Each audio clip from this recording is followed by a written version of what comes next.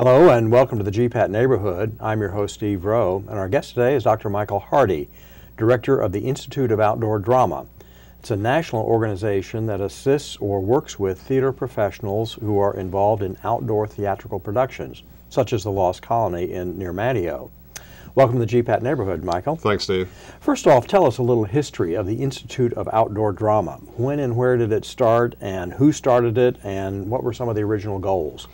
Well, it opened as an institution in 1963 at the bequest of then Governor Terry Sanford, who came to the University of North Carolina, Chapel Hill, where a lot of this movement that had started outdoor theater, particularly historical outdoor theater, had begun with The Lost Colony and Under These Hills and Horn in the West and so on.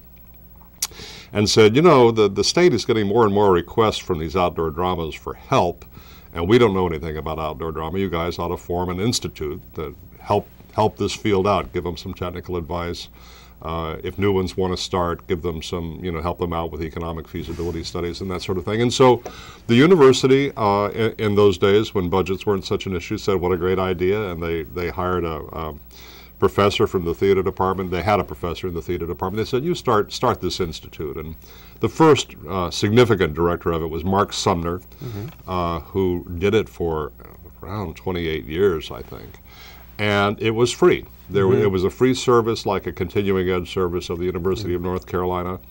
And first, of course, all the North Carolina dramas got involved, and then it sort of spread out to Tennessee, Kentucky, West Virginia, Ohio, and so on. And they did research, they published monographs, all that kind of thing.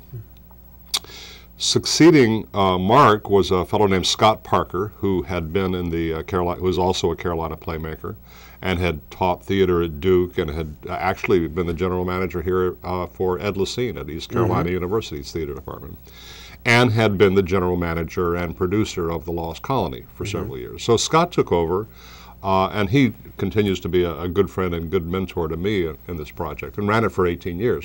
And in that time, they began to expand their notion of what was considered to be a legitimate member, from the historic outdoor dramas like The Lost Colony or Under These Hills, which were sort of tourist attractions in remote areas which had some sort of significant history that you'd do a show about, to outdoor theaters in general. So that led in Shakespeare festivals, that led in Renaissance festivals, it led in theaters that would do musical comedies or drama, but do them in an outdoor amphitheater or an outdoor setting of some kind.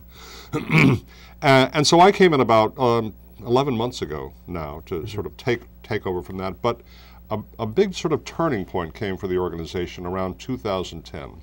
The University of North Carolina, Chapel Hill was under tremendous pressure to reduce administrative overhead by the state system. And they started looking at what they could get rid of. And the Institute of Outdoor Drama was on the list. They were subsidizing it. There were never any membership dues. It was always free to the members. And they said, we're going to have to phase this out over a period of time.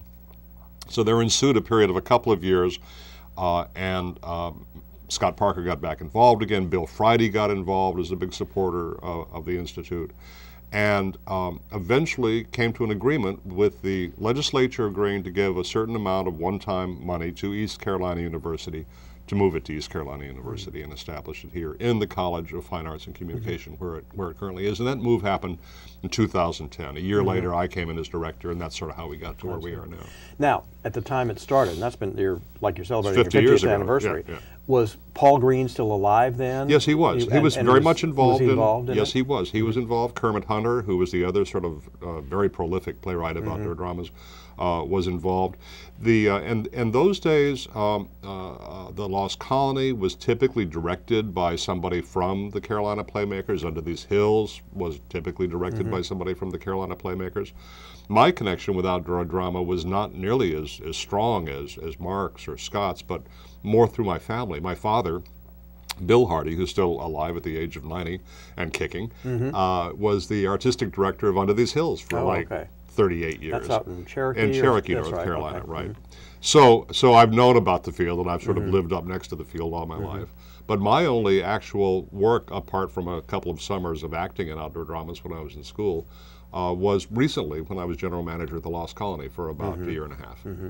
Now, you mentioned that over the years, while it was still at Chapel Hill, it expanded its scope to include non-historical dramas like Shakespeare festivals. Did your reach also expand geographically? Because when you mention Shakespeare festivals, the first one that comes to mind would be the one in Ashland, Oregon, for instance. Or did it include Common Glory in Williamsburg, or some of the It did include musical all those. theater productions up in New Jersey and that sort of thing? Were they? There was, it type of spread out theater? over the 48 southern states. I don't think there was ever anybody in Alaska or Hawaii.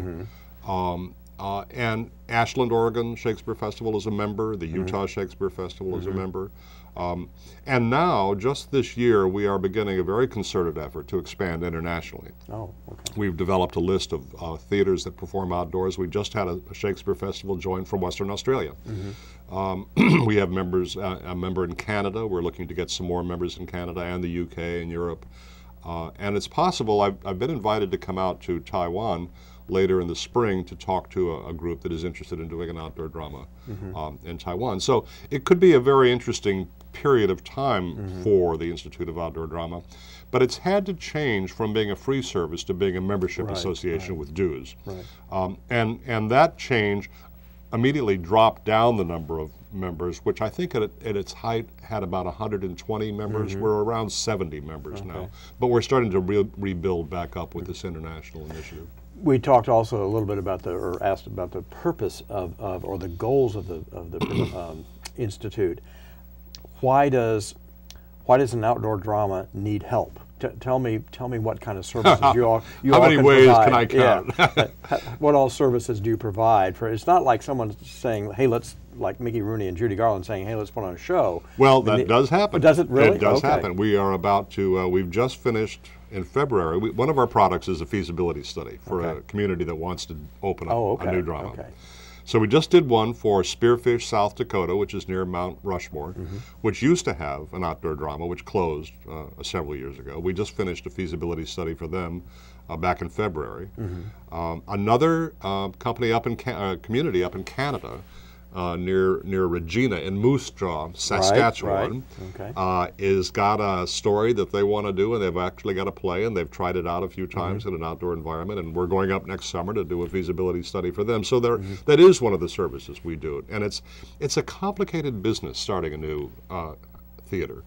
And I'm telling, and we get a fair number of inquiries about it, but you're putting together three very difficult things, individually very difficult. One is get a good script, have a good production of it that the audience will like. That's a really hard thing to do. Broadway consistently tries and fails to do it, and it's only one out of a million that actually makes a good show. So that's a hard thing to do.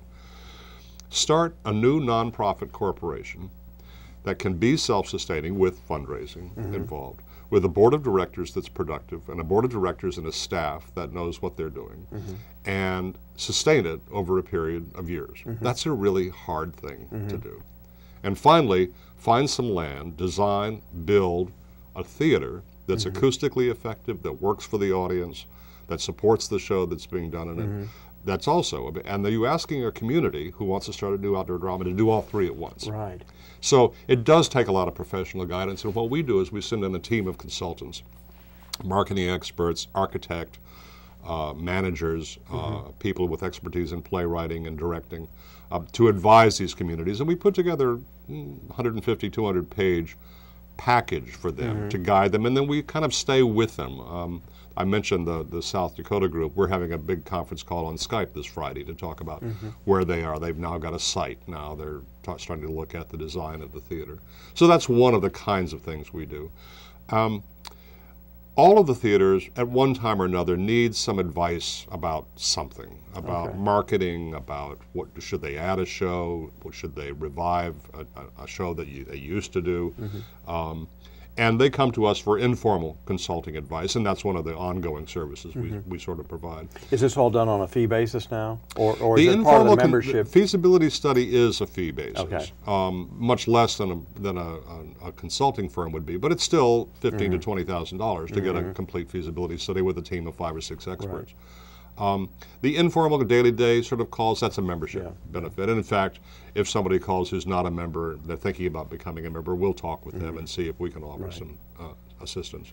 We do some studies. We do an annual attendance study. We produce an audience survey that's now internet-based, where we can start to measure how many nights do people stay in local hotels or local cottage rentals, how much do they go to restaurants and that sort of thing, where do they hear about the show, just to help marketing data and also to help build the case for support of these dramas.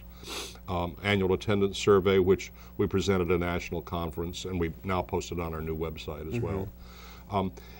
But I think one of the most valuable products that we have is the network that this represents. When you run an outdoor drama, you never are in a town with more than one. Right. There's only one, and there's often probably only one in the whole region. For a long radius. And it's not like you're a doctor, where there are a lot of doctors in town, or you're a lawyer, or you're a businessman. You're the only one, and nobody really understands your business. So you need a network of people who face the same kind of challenges and issues that you do. So we do an annual conference. Our website now has put together some forums that members can participate electronically in with questions that they have or opinions they have about things. It's a typical, I would say, a typical sort of an association set of services. A professional association. It's a professional association, right, exactly. Now, you're at East Carolina and you're part of the College of Fine Arts and Communication. Do the faculty and staff members of this college, are they the people who do the work, or do you actually call on outside experts? And how big is your staff? I mean, you're the director. What There's two of us. Really? Okay. Yeah. Okay. Me and a business manager who's been with the organization about 5 or 6 years. But do you call on any of the theater and drama people at ECU to help with this? I haven't so far. I have, however, referred, for example, I got a call from Bath, North Carolina. They wanted someone to come in and do some refreshing of their scenery. So I checked with John Sharon, who runs the theater department here at ECU, to see who he had on the faculty or students who might be good for something like that. So we do refer people out of the theater department, and we would out of the music department too, because these are musical dramas oftentimes. And we'll see. We've got a board of directors now that consists of 3 or 4 people from East Carolina. The dean of the College of Fine Arts and Communication, another head of an institute, Pat Long from the Institute for Sustainable Tourism, is on our board of directors. And that's a really good placement, because a lot of our dramas get started, the motivation is to build tourism attractions in an area. And so Pat's got a lot of data and interest in that kind of thing for us.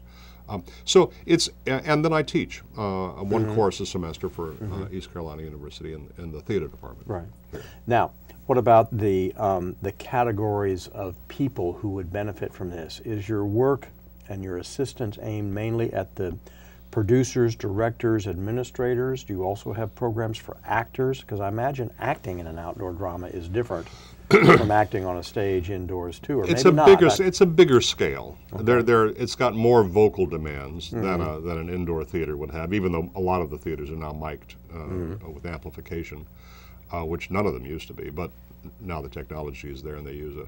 And there's a little bit different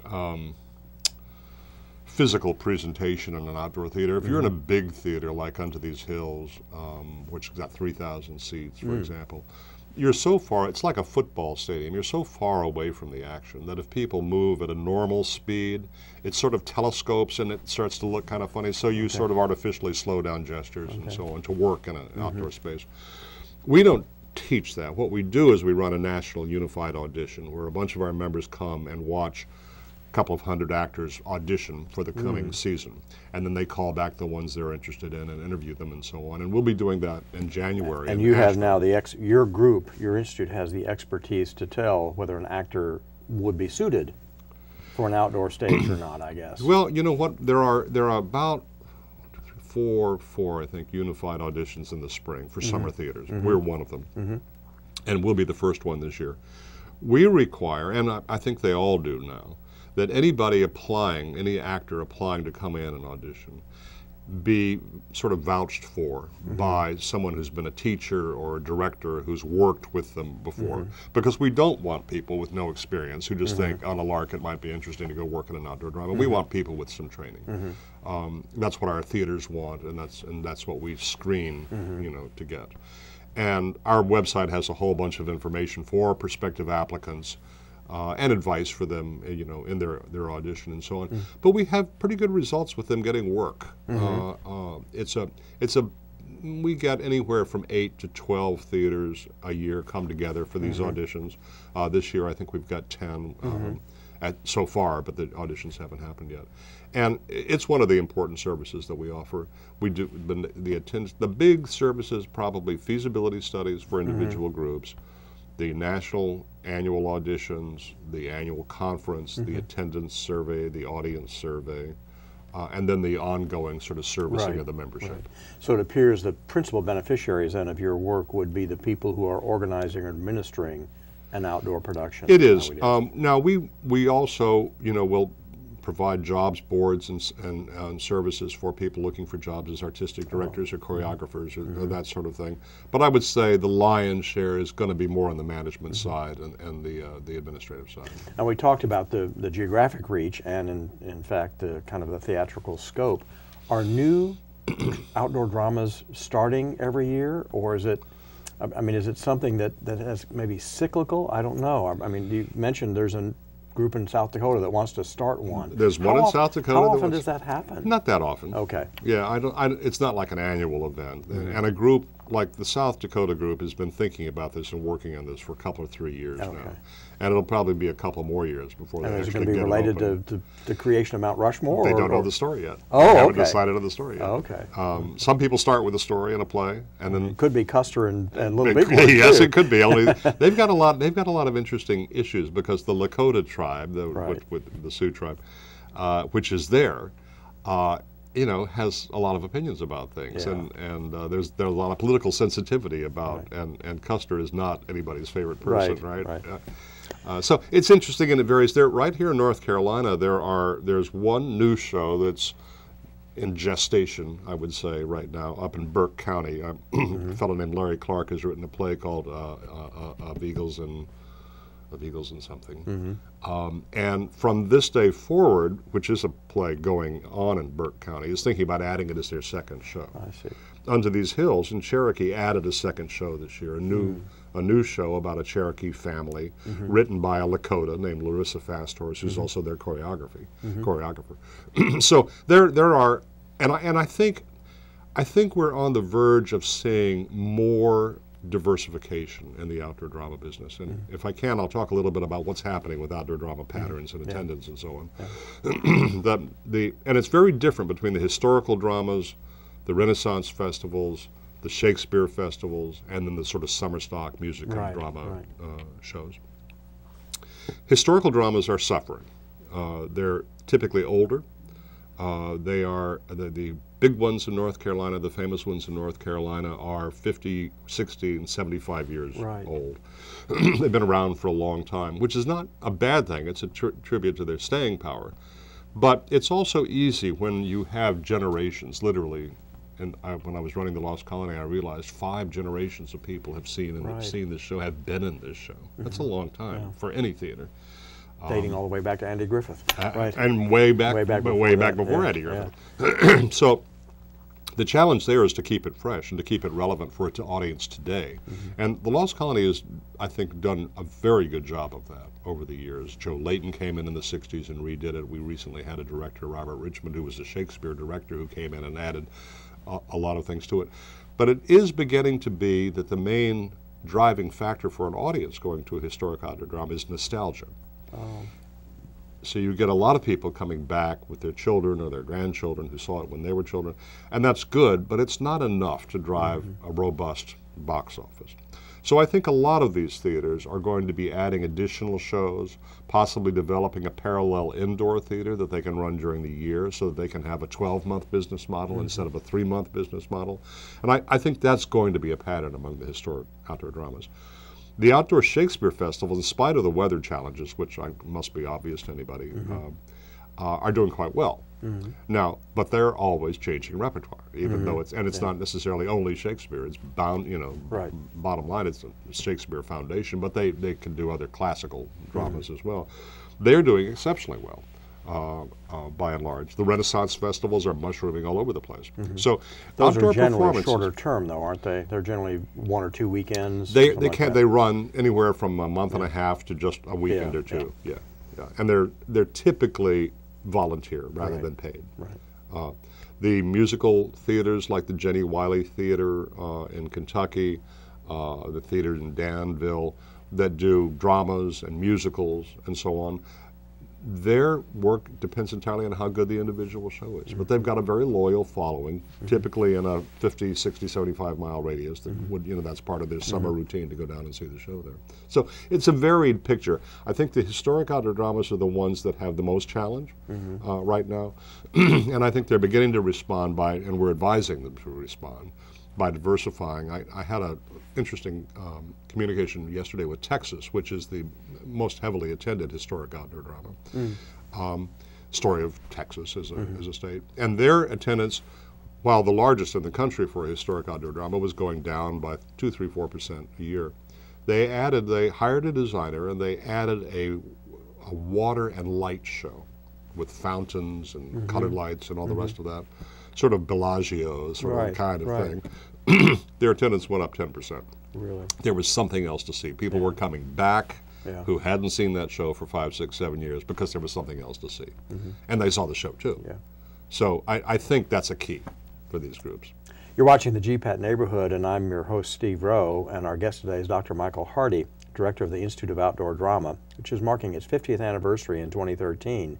The Institute is part of East Carolina University's College of Fine Arts and Communication.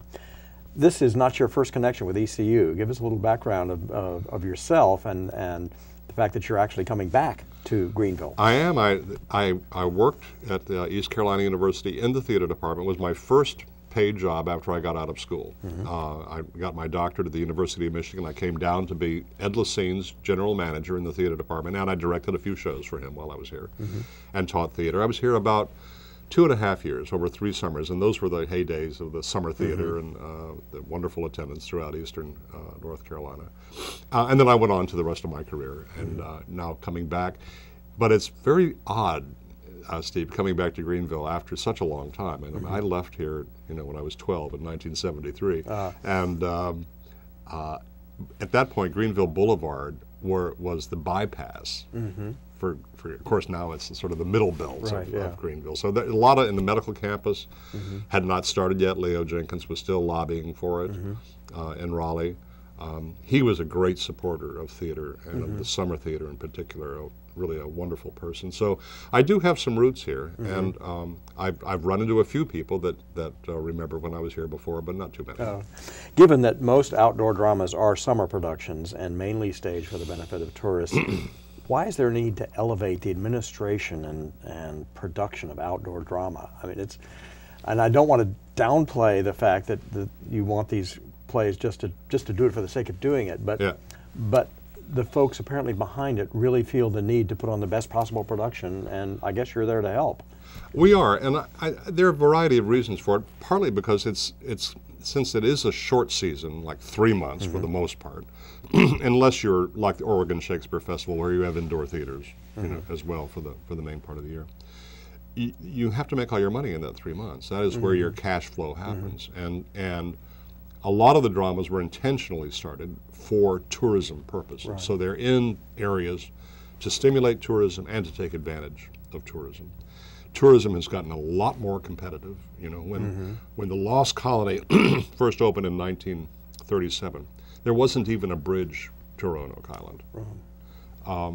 The Nag's Head, Kitty Hawk, a few summer cottages, hardly anything. You go there now, and it's not wall-to-wall people. It's wall-to-wall cottages and people. Unto These Hills in Cherokee, North Carolina, when that show started back around 1950, 51, something like that. At nighttime, if you were in the Smoky Mountain National Park, you were one of two places. You were either in a tent or you were at the Lost Colony. There was nothing else to do at night. Now there's a casino, there are multiplex theaters in Cherokee.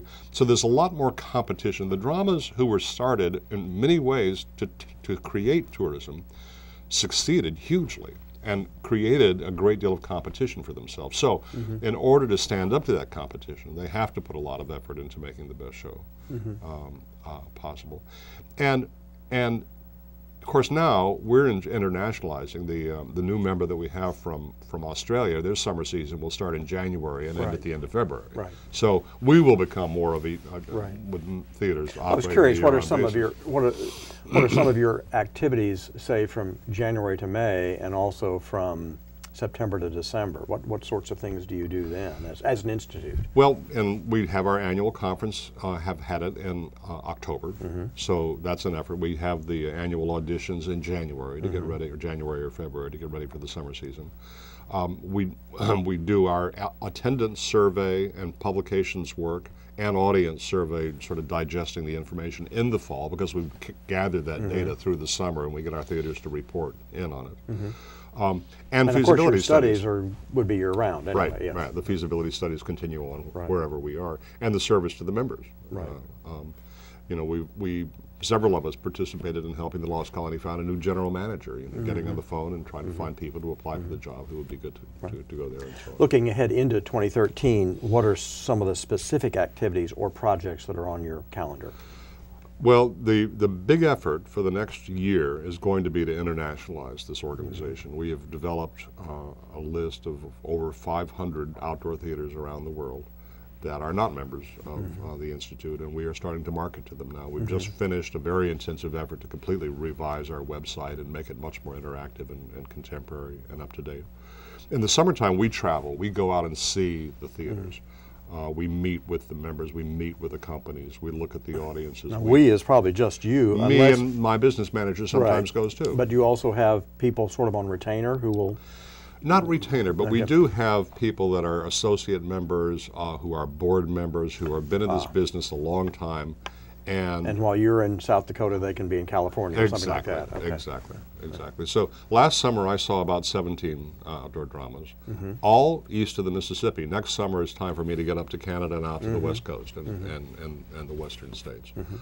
What about during the next few years after 2013? What are any new directions that the Institute is going to be taking? Well, I think it's going to depend on this membership thing. If the membership stays about what it is, I think we will stay about what we are. If the membership grows into, let's say for the sake of argument, 180, 200, 250 members, then we become a very different organization. We probably have to grow as a staff to service more members.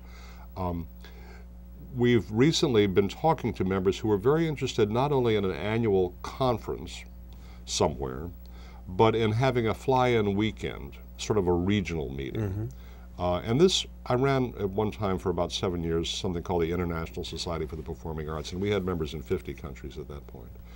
And this was a way that we could, without the financial investment of doing a major conference in a major hotel and all of that, go into a place like, let's say, Budapest, and meet with a bunch of arts organizations in Eastern Europe just for a weekend, and just a dialogue. Sit around a hotel room, have a lunch, have a dinner, visit the local embassy, and share information in the field. So I think there's an appetite in the Institute of Outdoor Drama for a similar kind of thing. So we may have more meetings that are regional and then still the one national meeting. That's a logical way for us to expand our services. We're looking at another project which I hope to kick off next year. A lot of the amphitheaters are older amphitheaters. We're looking to design a template for a contemporary amphitheater using the latest of contemporary technology, maybe size it in 2 or 3 different sizes so that it can be a starting point for any group that wants to start a new outdoor drama. We can say, here's the best research available. We'll spend some money on that and raise some money to get that and get an architect involved and acousticians and so on. And there isn't such a thing. There isn't a recipe for how do you do a physical amphitheater. So that's another project. You've been watching the GPAT Neighborhood, and our guest has been Dr. Michael Hardy, Director of the Institute of Outdoor Drama, part of East Carolina University's College of Fine Arts and Communications. The Institute is marking its 50th anniversary this year, and Dr. Hardy has been director since early 2012. I'm your host, Steve Rowe, and until next time, goodbye.